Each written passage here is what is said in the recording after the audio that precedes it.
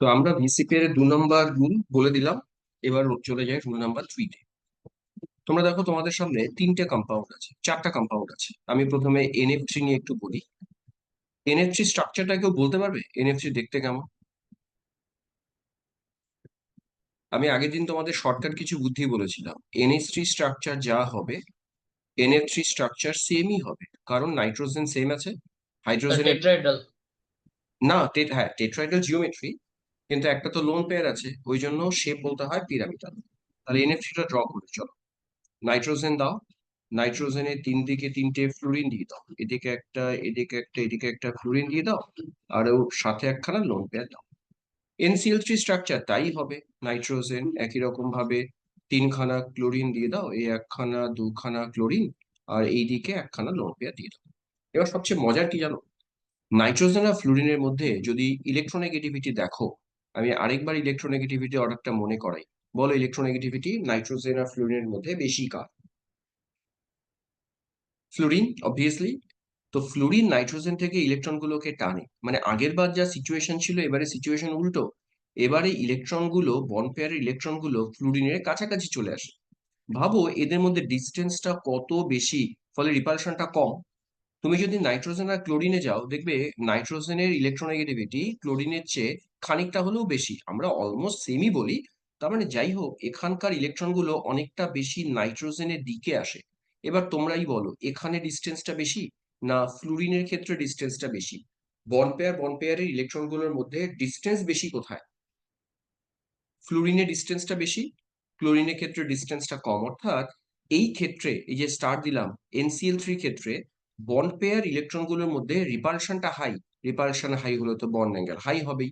অর্থাৎ আগের বার যা সিচুয়েশন ছিল এবারে সিচুয়েশন উল্টো। আমরা যত নিচের দিকে যাব তোমরা তাকিয়ে দেখো, সেন্ট্রাল অ্যাটমটা সেম ছিল, সারাউন্ডিং অ্যাটম পাল্টাচ্ছে।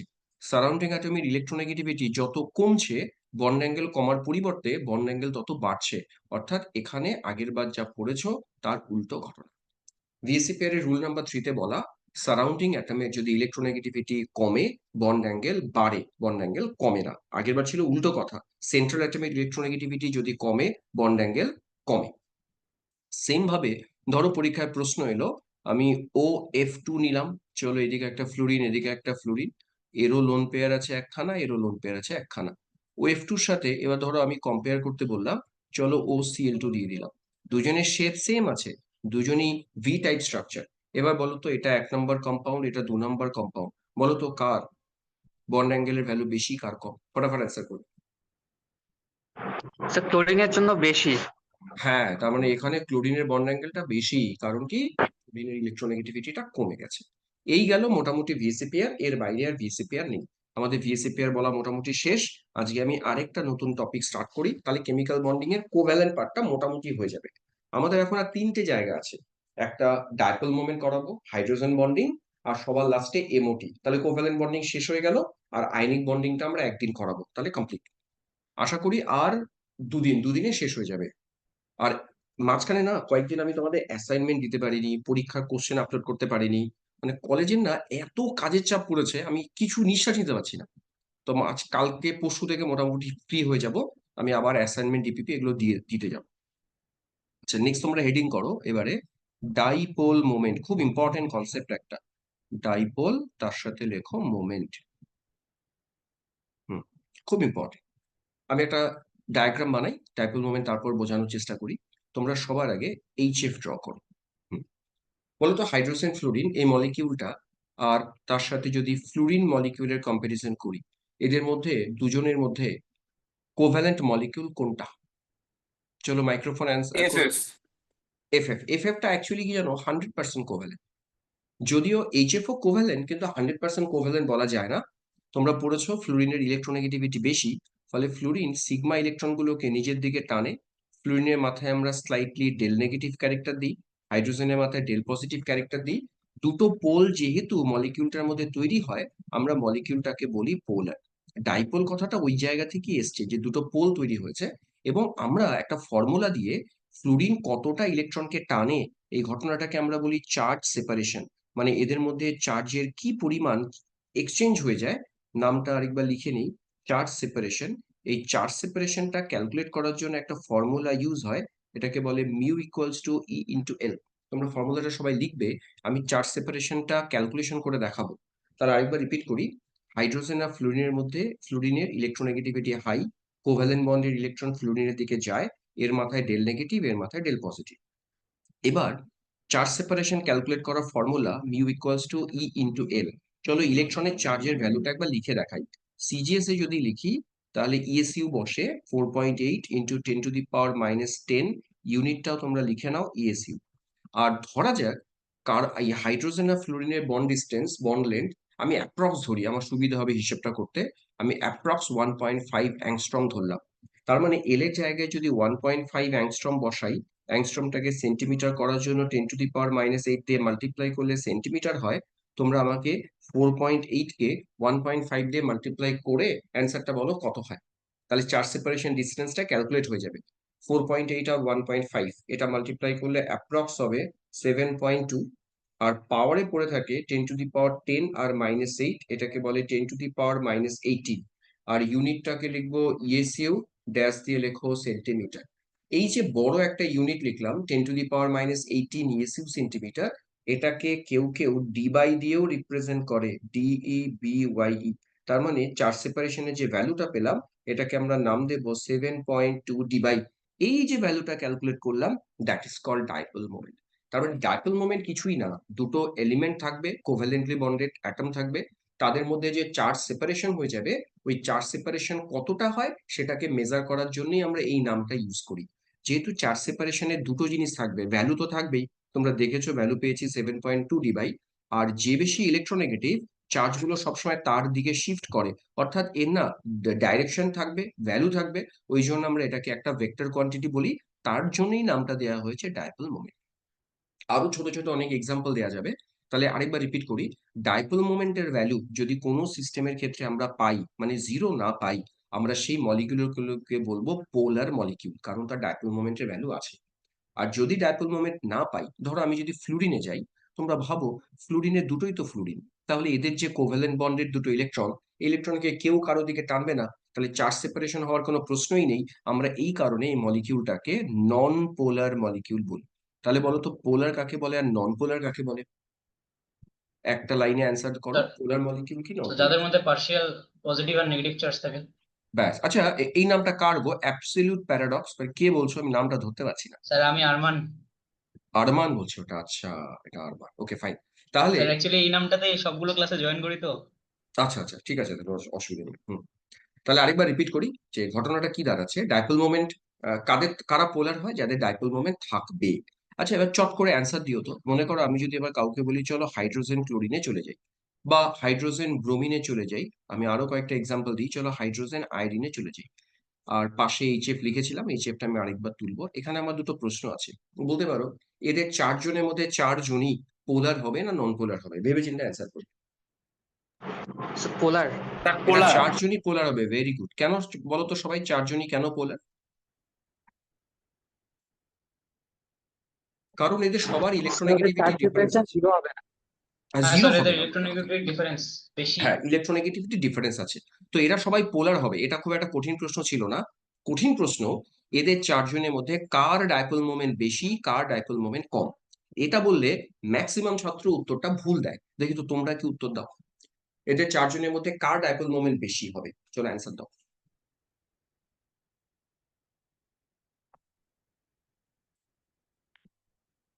চলো কেউ বলো কার ডাইপোল মোমেন্ট বেশি হবে। আচ্ছা, আমি একটু হিন্টস দিই। নর্মালি ছাত্ররা যেটা ভাবে, তুমি লক্ষ্য করে দেখো, আমি একটু আগে একটা ফর্মুলা দিয়েছিলাম চার্জ স্যার সেপারেশন এইচ করা। আই আর হবে এইচ আই। হ্যাঁ, এইচআই, স্নেহায়ু এইচআই বলছে, আমি উত্তরটা দিচ্ছি, দাঁড়াও স্নেহায়ু। ছাত্ররা যেটা ভুল করে, আমরা ডাইপোল মোমেন্টের ফর্মুলা লিখেছি ই ইন্টু এল। এবার সবাই জানে ফ্লুরিনের যা সাইজ, তার চেয়ে ক্লোরিন বড়, ব্রোমিন আরো বড়, আয়োডিন আরো বড়। তার মানে বন্ড লেন্থ কিন্তু আয়োডিনের ক্ষেত্রে সবচেয়ে বড়, এইচআই বন্ড লেন্থটা এদের মধ্যে সবচেয়ে বেশি। সেই হিসেবে স্নেহায়ুর উত্তর ঠিক আছে, এইচআই বন্ড লেন্থ বেশি, তাহলে বন্ড লেন্থ বেশি হলে ডাইপোল মোমেন্ট বেশি হয়। অ্যাকচুয়ালি এই এলটাকে কখনো বন্ড লেন্থ বলে না, এটাকে বলে চার্জ সেপারেশন ডিস্টেন্স। নিয়মটা হলো, যাদের ইলেকট্রোনেগেটিভিটি বেশি তারাই সিগমা বন্ডের ইলেকট্রনগুলোকে বেশি বেশি করে টানতে পারে। এই এলটা সেটাকেই রিপ্রেজেন্ট করে। আমি এখানে যে ভ্যালুটা 1.5 বলেছিলাম, এটা আমার তখন বলা উচিত ছিল এটা শুধুমাত্র বন্ড লেন্থ না, that is called charge separation distance. এটা শুধুমাত্র ডিস্টেন্স না, শুধুমাত্র ডিস্টেন্স হলে তো এইচ আই ডাইপোল মোমেন্ট সবচেয়ে বেশি হওয়ার কথা, কিন্তু তোমরা বই খুলে দেখবে এইচ এফ এর ডাইপোল মোমেন্ট হাইয়েস্ট, তারপরে এইচসিএল করা, তারপর এইচবিআর, তারপর এইচআই। তার মানে আমরা ওইভাবে বন্ড ডিস্টেন্স দেখবো না, বন্ড লেন্থ দেখবো না, আমরা দেখবো ইলেকট্রোনেগেটিভিটি। ইলেকট্রোনেগেটিভিটির ডিফারেন্স যত বাড়বে, চার্জ সেপারেশন যত বাড়বে, ওদের ডাইপোল মোমেন্ট তত বাড়বে। তাহলে রিপিট করি, এই চারটা হ্যালাইডের মধ্যে বলো তো ডাইপোল মোমেন্টের অর্ডার কি দাঁড়ালো ultimately? HF H F maximum. যুক্তিটা কি দিলাম এইচ এফ এ ম্যাক্সিমাম হওয়ার পেছনে যুক্তি? চার্জ সেপারেশন ডিসটেন্স সবচেয়ে বেশি। ব্যাস, very good, charge separation distance সবচেয়ে বেশি। এবারে আমি যদি একটু ক্রিটিক্যাল কিছু সিস্টেমে যাই, মনে করা যাক আমি একটু ওয়াটারে চলে গেলাম। জলের স্ট্রাকচারটা আমরা বুঝিয়ে দিই আরেকবার। জল দেখতে এরকম, এখানে হাইড্রোজেন আছে, এখানে হাইড্রোজেন আছে। এবার লক্ষ্য করো, আমি যদি এইচ এফ আর জলের মধ্যে কম্পেয়ার করি, এইচ এফ এ বন্ড ছিল একখানাই, তাহলে একখানা বন্ড ছিল, তার মানে এটাই ওর ডাইপোল মোমেন্ট। জলে কিন্তু একটা বন্ড নেই, জলে দুটো বন্ড আছে, তার মানে চার্জ সেপারেশন দুটো পাবো, দু জায়গায় পাবো, এবং দু জায়গায় দুটো ভেক্টর পাবো। আমি দুটো ছবি এঁকে ড্র করি। অক্সিজেন আর হাইড্রোজেনের মধ্যে অক্সিজেনের ইলেকট্রোনেগেটিভিটি হাই, ফলে এই বন্ডের দুটো ইলেকট্রনকে অক্সিজেন নিজের দিকে টানবে, এর ডাইপোল মোমেন্টের দিকটা হবে অক্সিজেনের দিকে, অর্থাৎ এটা একটা ভেক্টর যেটা কিনা অক্সিজেনের দিকে অ্যাপ্লিকেবল। সেম ভাবে এইদিকেও তাই, এইদিকেও তুমি একখানা বন্ড মোমেন্ট পাবে যেটা অক্সিজেনের দিকে। তাহলে এইচএফ এর কম্প্যারিজনে যদি জলে যাও, জলে কিন্তু মিউ ভ্যালু একটা নেই, জলে মিউ ভ্যালু দুটো আছে। তো দুটো যদি মিউ ভ্যালু হয়, আমরা এদের দুজনের ভেক্টরের নিয়মে রেজাল্টেন্ট ক্যালকুলেট করব। ধরো আমি এগুলোকে মিউ ওয়ান বললাম, তাহলে জলে ডাইপোল মোমেন্ট মিউ ওয়ান বলা যাবে না, কারণ জলে এরকম দুখানা মিউ ওয়ান আছে। আর আমরা সবাই জানি জলের যে অ্যাঙ্গেল, চলো বর্ণ অ্যাঙ্গেলটাকে থিটা বলি, যদিও থিটার ভ্যালু আমাদের জানাই আছে 104 ডিগ্রি। তো দুটো ভেক্টর ভাবো মিউ ওয়ান আর মিউ ওয়ান 104-এ নিজেদের মধ্যে ইনক্লাইন, তাহলে এদের যে রেজাল্ট্যান্ট হবে সেই রেজাল্ট্যান্টটাকে আমরা মিউ আর বলতে পারি। এই মিউ আর ক্যালকুলেট করার ভেক্টরের ফর্মুলা হয়। যারা ফিজিক্সে ভেক্টর পড়েছো তারা জানো এই মিউ আর ক্যালকুলেট করার ভেক্টরের যে ফর্মুলা, আমরা অ্যাপ্লাই করি ভেক্টরের ফর্মুলা। চলো mu one square plus mu one square, দুটোই মিউ ওয়ান যেহেতু, mu one square plus two mu one, তার মানে আবার মিউ ওয়ান স্কোয়ার, তার সাথে কস থিটা, আর কস থিটার ভ্যালু তো 104। এইসব যদি করি তাহলে জলের আমরা একটা ভ্যালু পাবো। আমি ভ্যালুটা ক্যালকুলেট করলাম না, কারণ জলের আমি চার্জ সেপারেশনটা বলিনি, আমার ভ্যালু চাই না। আমার বক্তব্য, জলের যে মিউ আর, এটা কি জিরো আসবে না নন জিরো ভ্যালু বেরোবে, শুধু তোমাদের কাছে এটাই প্রশ্ন। আমরা যদি মিউ ওয়ান নন এগুলোর কি zero. Non zero, very good, তাহলে আমি ওটাই বলি যে জলের যেটা মিউ আর বেরোবে সেটা জিরো আসবে না, নন জিরো আসবে। নন জিরো আসা মানে নিশ্চিন্তে আমরা জলকে পোলার বলবো। ডাইপোল মোমেন্ট যার আছে তাদেরকেই বলবো পোলার। তাহলে একটা জিনিস ভাবো, জলের ক্ষেত্রে আমি তিনটে জিনিসের কথা বলছি। জলের একটা মিউ আর পেলাম, আর জলের দুখানা মিউ ওয়ান ছিল। আমরা ডাইপোল মোমেন্ট এদেরকে বলতে পারি না, যেটা রেজাল্টেন্ট ভ্যালু সেটাই ডাইপোল মোমেন্ট। আর ইন্ডিভিজুয়াল বন্ডের জন্য যে চার্জ সেপারেশন, এদেরকে আমরা স্পেশালি নাম দেই বন্ড মোমেন্ট। তাহলে বন্ড মোমেন্ট আলাদা জিনিস, ডাইপোল মোমেন্ট আলাদা জিনিস। কোন সিস্টেমে যদি যেমন এইচএফ এ আসো, এইচএফ এ বন্ড একটাই ছিল, তাহলে ওর একটাই বন্ড মোমেন্ট, ওইটাই ডাইপোল মোমেন্ট। কিন্তু জলের ক্ষেত্রে তা হবে না, জলের দুটো বন্ড ছিল, ওর দুটো বন্ড মোমেন্ট, আর তাদের রেজাল্টেন্ট করলে বের হয় ডাইপোল মোমেন্ট। তাহলে বন্ড মোমেন্ট আলাদা, ডাইপোল মোমেন্ট আলাদা। আমি আরো এক্সাম্পল দিই, আরো ক্লিয়ার হবে। চলো আমি অ্যামোনিয়াতে যাই, তোমরা আমাকে অ্যান্সার দিও। অ্যামোনিয়ার ক্ষেত্রে স্ট্রাকচারটা আরেকবার ড্র করি। স্ট্রাকচারে আমি এত জোর এই কারণে দিয়েছি যে ডাইপোল মোমেন্টেও স্ট্রাকচার লাগে, স্ট্রাকচার ছাড়া ডাইপোল মোমেন্ট করা সম্ভবই না। তোমরা বলতে পারো অ্যামোনিয়াতে এরকম বন্ড মোমেন্টের ভ্যালু কটা থাকা উচিত?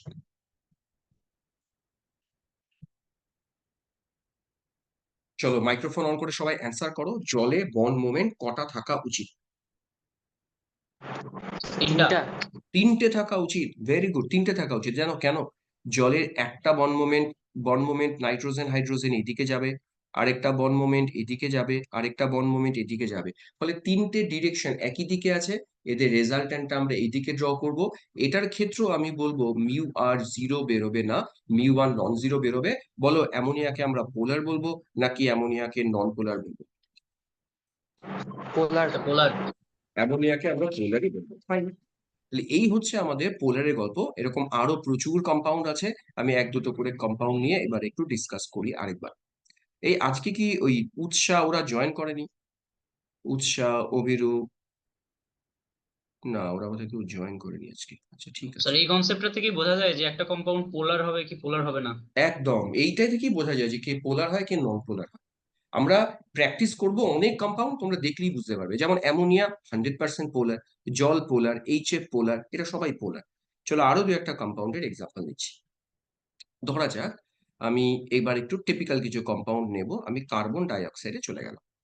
কার্বন ডাই অক্সাইডে দেখবে শেপটা এরকম হয়, লিনিয়ার হয়। আজকে একটু আগে স্ট্রাকচারটা আমি বলেছিলাম, সি ডাবল বন্ডেড ও আর এদিকে ডাবল বন্ডেড ও। দেখবে পুরো লিনিয়ার আছে, বুঝলে? এখানকার অ্যাঙ্গেলটা আছে 180 ডিগ্রি। এবার বলো কার্বন আর অক্সিজেন এটা এবং এটা, বলো ইলেকট্রোনেগেটিভিটি বেশি কার আছে? কার্বন অক্সিজেনের মধ্যে ইলেকট্রোনেগেটিভিটি বেশি কার আছে?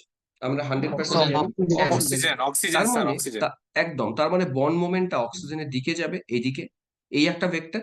আর এই দিকেটা তো আবার উল্টো, এই একটা ভেক্টর। এবার তোমরা বলো আমায়, এটাকে যদি আমি মিউ1 বলি, এটাকে যদি মিউ1 বলি, দুটোই মিউ1 মিউ1, আমরা এদের রেজাল্ট্যান্ট যদি ক্যালকুলেট করি, চলো ক্যালকুলেট করেই দেখাই। মিউ আর ইকুয়ালস টু রুট ওভার ক্যালকুলেশনটা শুরু করলাম, মিউ1 স্কোয়ার প্লাস মিউ1 স্কোয়ার প্লাস 2 মিউ1 স্কোয়ার। জিরো হবে। বাহ, ভেরি গুড। কজ 180। কে বললে জিরো হবে? স্যার আমি। ও বললো। চলো, এই জিরো বলার কারণ, কজ 180 ভ্যালু কত? কজ স্যার 180 ভ্যালু তো -1। তাহলে পুরো যদি এই পুরোটার জায়গায় -1 বসাও, তাহলে এখানে মাইনাস, এটা মাইনাস, আলটিমেটলি জিরো হবে। ব্যাস, কার্বন ডাইঅক্সাইডের ভ্যালু যেই পেলাম, এর রেজাল্টেন্ট ভ্যালুই জিরো, তাহলে কার্বন ডাইঅক্সাইডকে পোলার বলাই যাবে না।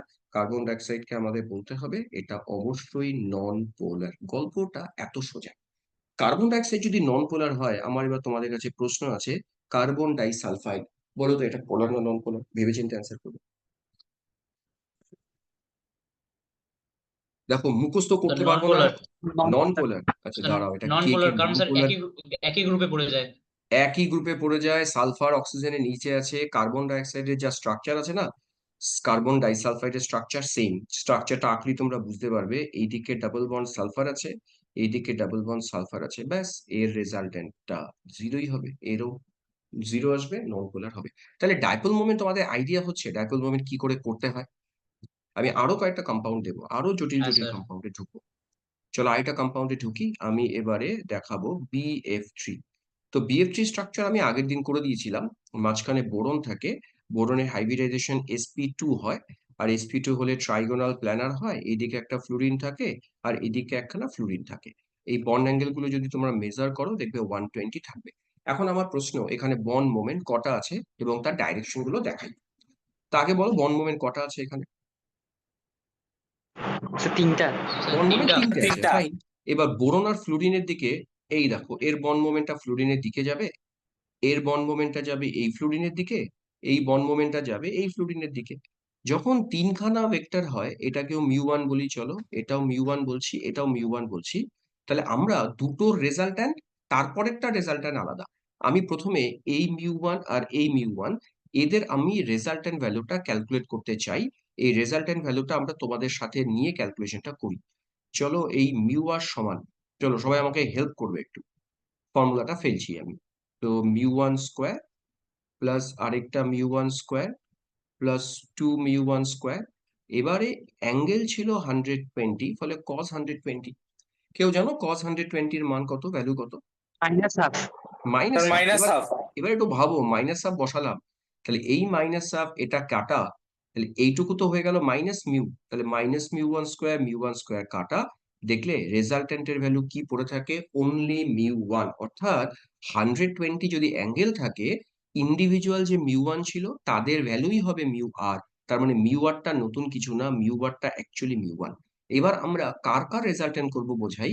আমরা এই মিউ1 এর সাথে এই দিককার যে মিউ1 তার রেজাল্টেন্ট করব। তোমরা ডাইরেকশনটা বোঝো, এর ডাইরেকশন আর এর ডাইরেকশন লক্ষ্য করে দেখেছো? এবার এদের মাঝখানে অ্যাঙ্গেল কত আছে? 180।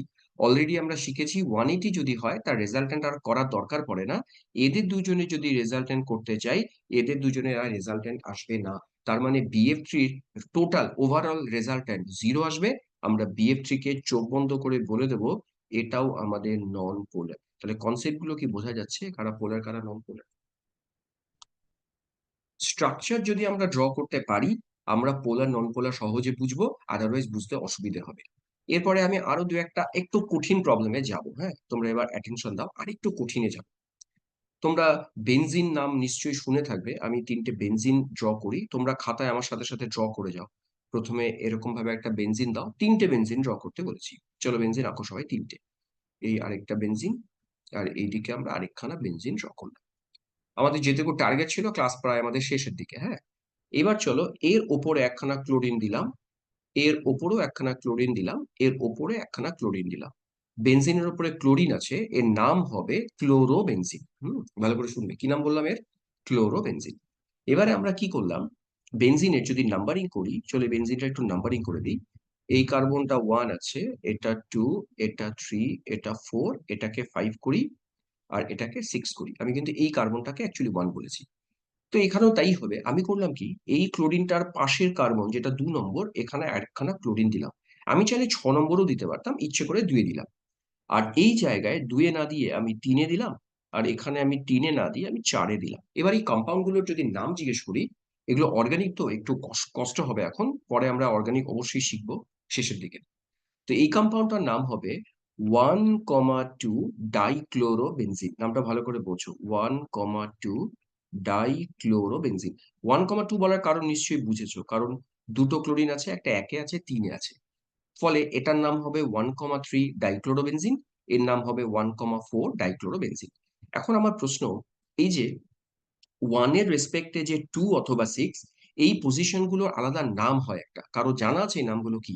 মানে আমি যেটাকে 1,2 বলছি, এই 2 পজিশনটার আরেকটা নাম হয়। চলো জানি না, তা আমি বলেই নিচ্ছি।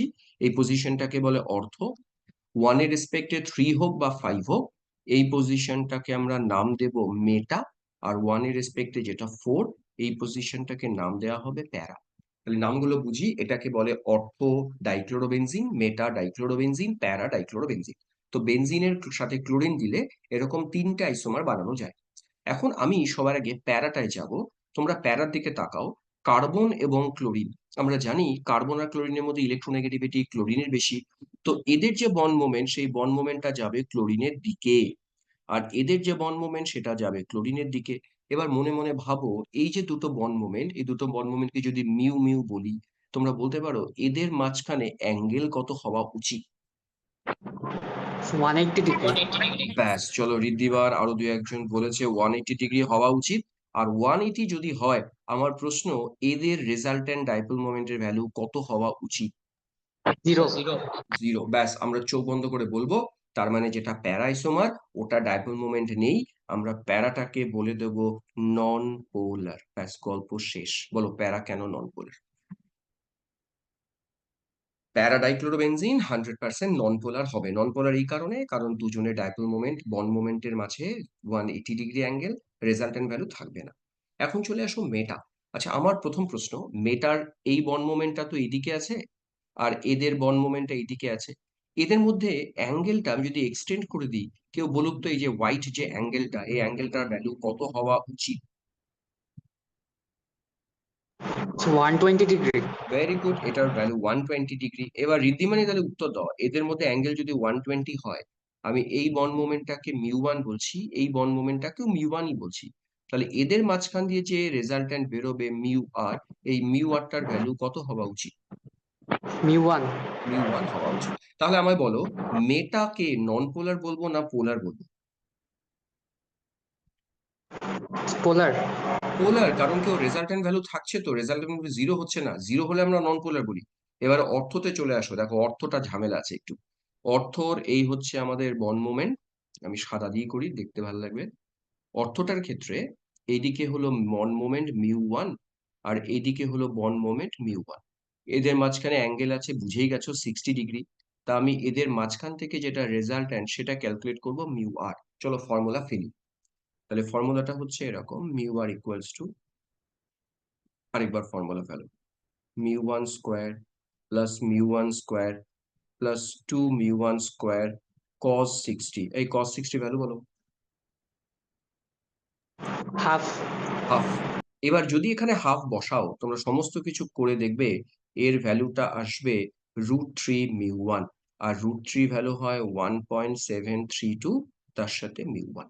তাহলে একটা জিনিস পরিষ্কার, অর্থর ডাইপোল মোমেন্ট এলো 1.7 μ1, মেটা ডাইপোল মোমেন্ট এলো μ1, আর প্যারা ডাইপোল মোমেন্ট এলো 0।